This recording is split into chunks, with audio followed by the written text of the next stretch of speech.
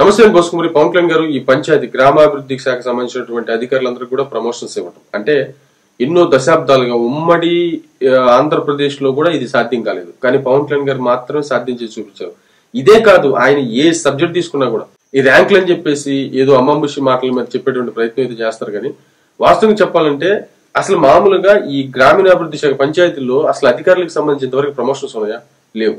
కొన్ని వేల మందికి ప్రమోషన్స్ ఇచ్చాడు. అది క్లియర్ గా అంటే ఒక్క అధికారి సపోర్ట్ లేకుండా, అంటే మామూలుగా రికమెండేషన్లు, మనకు జాబ్ కావాలంటే రికమెండేషన్ డబ్బో ఏదో కావాలి కదా, ఇవన్నీ ఏమి లేకుండా చేసేటువంటి పనిని బట్టి ఎవరికి దక్కాల్సిన గౌరవం ప్రకారం వాళ్ళకి ఆ పదవులని ఆ ప్రమోషన్స్ ఇచ్చేసాడు. అంటే ఇది ఎంత తెలివైనటువంటి పని అంటే ఒక ఎవరిని నొప్పించకుండా మెప్పించకుండా, అంటే అంత కొంతమంది సన్నాసులు మాట్లాడతారు ఏంటంటే అధికారులు కరప్ట్ అయిపోయారు, వాళ్ళతో పని చేయించుకోవడం చేత కాదు, అది ఇది అని చెప్పేసి కొంతమంది మాట్లాడి కొత్త వ్యవస్థలు వస్తే వాటిని వెల్కమ్ చేయాలి. ఎగ్జాంపుల్ చెప్పాలంటే వాలంటరీ వ్యవస్థ వచ్చింది, దాన్ని వెల్కమ్ చేయాలి, మన వ్యవస్థలన్నీ సన్నాసి వ్యవస్థలు అయిపోయినాయి, అది ఇది అని చెప్పేసి సొల్లు కబుర్లు చెప్పేటువంటి వాళ్ళకి అధికారులతో ఎలా పని చేయించుకోవాలి అనేటువంటి విషయాన్ని పవన్ కళ్యాణ్ గారి దగ్గరికి వెళ్ళి ఒక ట్యూషన్ చెప్పించుకుంటే బెటర్ అనేది నా అభిప్రాయం. ఆ జర్నలిస్టులు మాట్లాడేటువంటి, ఆ సొల్లు మాట్లాడేటువంటి జర్నలిస్టులు అంతా ఇది అధికారులను పట్టించుకుంటే ఆటోమేటిక్ గా వాళ్ళు ప్రజలను పట్టించుకుంటారు. ఇది సింపుల్ థింగ్. ఇది అర్థం కాకుండా వ్యవస్థలు నాశనం అయిపోయినాయి, అవి నాశనం అయిపోయినాయి, ఈ నాశనం అయిపోయినాయి సొల్లు మాట్లాడుతుంటారు కొంతమంది.